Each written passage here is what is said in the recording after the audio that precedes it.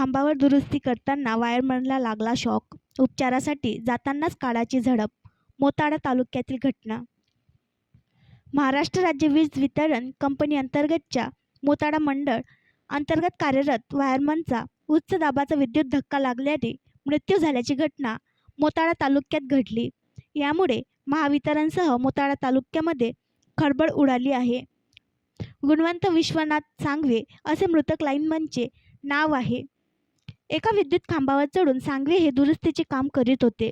यावेळी त्यांना उच्च दाबाचा धक्का लागला. हा धक्का इतका जोराचा होता की ते खांबावरून अक्षरशः दूरवर फेकले गेले. घटनास्थळी ग्रामस्थांची मोठी गर्दी जमा झाली.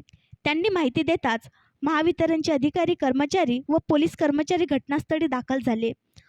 अत्यावस्थ स्थितीत गुणवंत विश्वनाथ सांगवे यांना बुलढाणा येथील जिल्हा सामान्य रुग्णालयात उपचारासाठी नेत असताना वाटेतच त्यांच्यावर काळाने झडप घातली.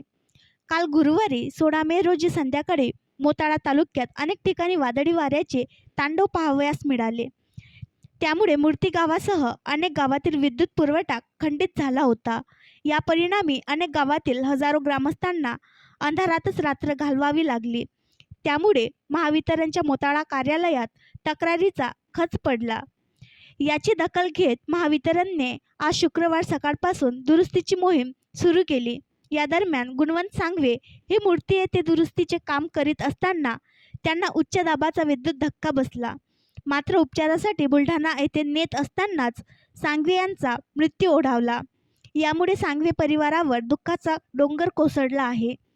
महावितरणने त्यांच्या परिवारास कमाल आर्थिक मदत करून त्यांच्या परिवारातील एकास नोकरी देण्याची मागणी नागरिकांकडून होत आहे. आणखी नवीन व्हिडिओ पाहण्यासाठी आमच्या देशमुख एक्सप्रेस न्यूज चॅनलला सबस्क्राईब करा, लाईक करा आणि शेअर करा.